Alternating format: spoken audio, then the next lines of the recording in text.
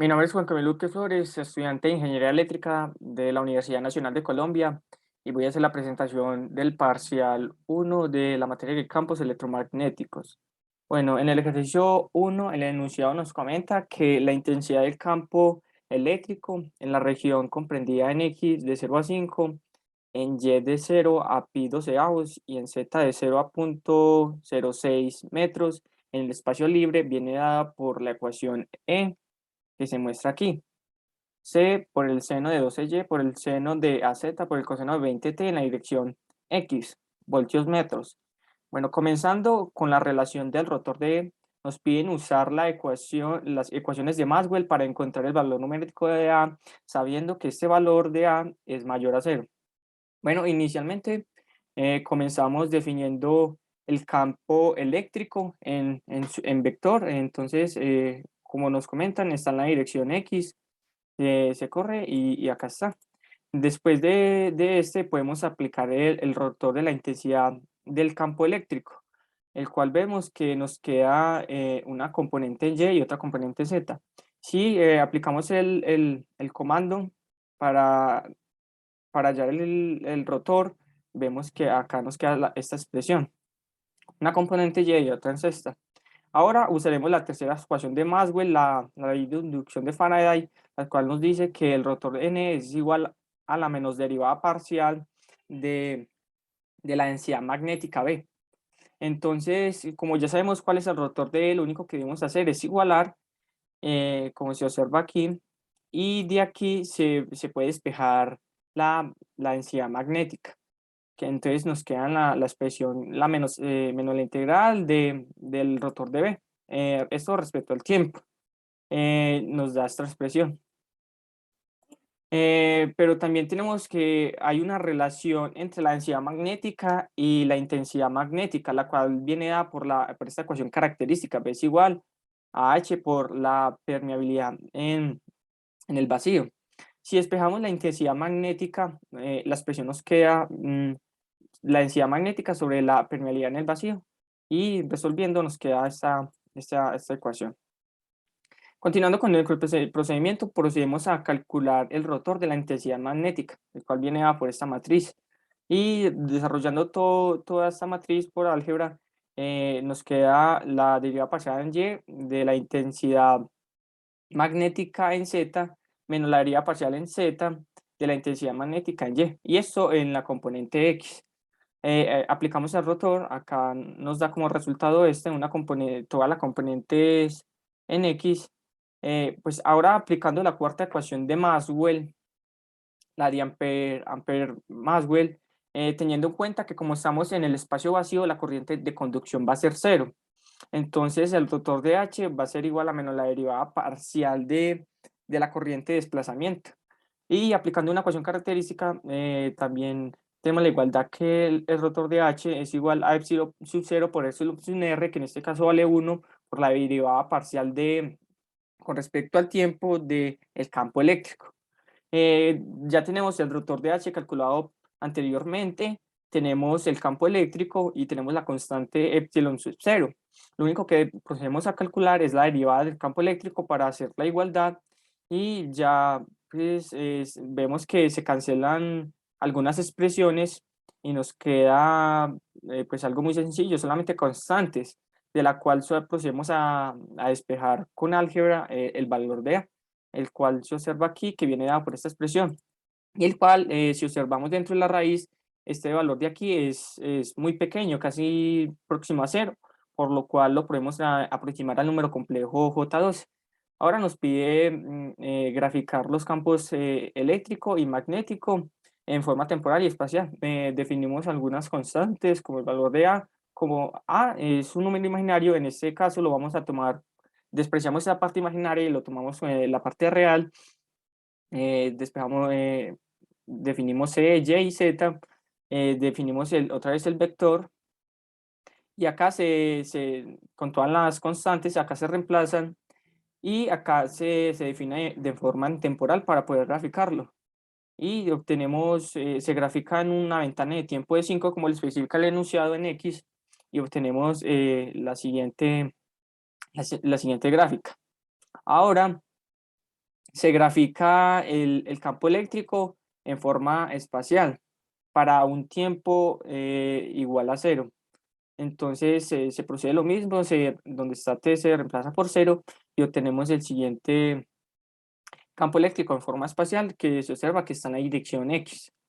Ahora hacemos los procedimientos, los cálculos para la intensidad magnética. Se copia el vector donde se reemplazan los valores, las constantes definidas, se definen en forma temporal y obtenemos esta ecuación donde observamos que la onda de color verde corresponde a la componente Y y el de la intensidad magnética, la onda azul, corresponde a la componente en Z y se grafica la intensidad magnética en forma espacial, el cual tiene que, si se observa bien, si está a 90 grados con respecto al campo eléctrico.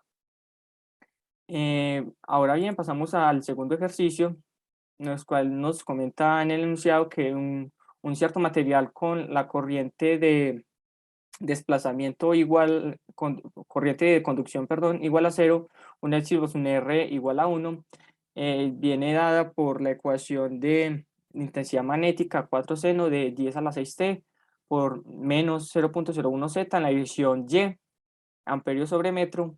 Nos piden usar las ecuaciones de Maxwell para encontrar la permeabilidad relativa. Ahora bien, definimos el vector de H, la intensidad magnética. Se procede a calcular el rotor. Haciendo todos los cálculos, nos queda menos la derivada parcial en Z de la intensidad magnética Y en la componente X. Se aplica y este es el resultado que nos da. Aplicando la cuarta ecuación de Maxwell y también teniendo en cuenta que como estamos en el espacio vacío, la corriente de conducción es cero. Nos queda que el rotor de H es a la derivada parcial de la corriente de desplazamiento. Aplicando la ecuación característica, obtenemos esta ecuación. Y pues como epsilon sub r es 1, obtenemos esta otra. Como ya calculamos el rotor de H, lo único que hacemos es despejar el campo eléctrico, lo cual viene a por esta integral y nos da como resultado esta ecuación. Ya habiendo calculado este campo, podemos a calcular el rotor del campo eléctrico por esta matriz y resolviéndolo acá nos queda la derivada parcial en Z del campo eléctrico en X en la componente Y, lo cual nos da como resultado esta expresión. Ahora usaremos la tercera ecuación de Maxwell, la ley de inducción de Faraday, la cual nos dice que el rotor del campo eléctrico está bien dado por la derivada parcial respecto al tiempo de la densidad magnética. Y utilizando ecuación característica nos da que es mu menos mu, que se divide en dos constantes, y por la derivada parcial respecto al tiempo de la intensidad magnética. Pues como ya tenemos esta igualdad, ya tenemos todo, lo que podemos a calcular es la derivada de la intensidad magnética y hacemos la igualdad. Ya lo único que nos quedan, se pueden calcular acá estos cosenos, lo único que nos quedan acá son constantes de la cual procedemos a despejar la mu sub r, la permeabilidad relativa, y nos da como resultado 8.99 aproximadamente ahí. Y ya se nos pide graficar el campo eléctrico y la densidad magnética. Definimos el valor de Z y pues graficamos de forma temporal el campo eléctrico, en la cual viene a por esta onda. Si observamos bien, pues la velocidad angular es muy alta, por lo cual la onda se mueve muy rápido.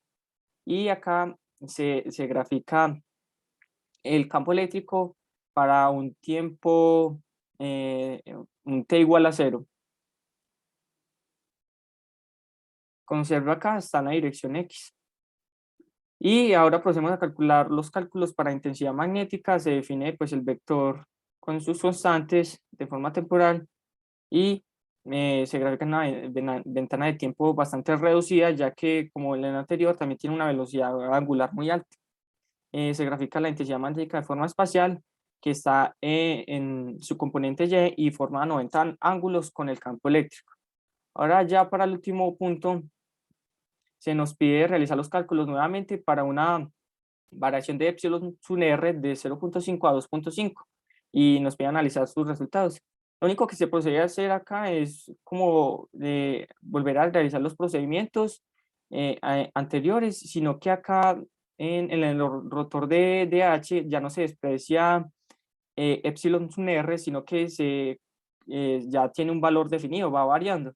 Se procede a calcular la integral de campo eléctrico, el rotor del campo eléctrico, y ya nos quedan solamente constantes, como en los procedimientos anteriores, en el cual queda la permeabilidad relativa en términos de la variación de epsilon sub r, como se observa en esta ecuación. Entonces, de la ecuación anterior se puede ver que nos queda esta ecuación en términos de su r, y vamos a ir variando. Por ejemplo, acá para un SI2, un R de 0.5 obtenemos este valor, se varía en 1, observemos bien los valores, en 0.5 para un SI2, un R de 2 y finalmente de 2.5, que es la cota final.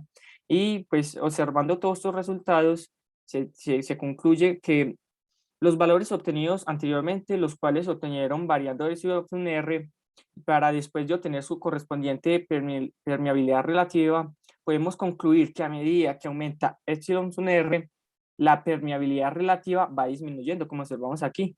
Los valores empiezan y van disminuyendo a medida que vamos aumentando la permitividad relativa. Y con esto terminamos este video.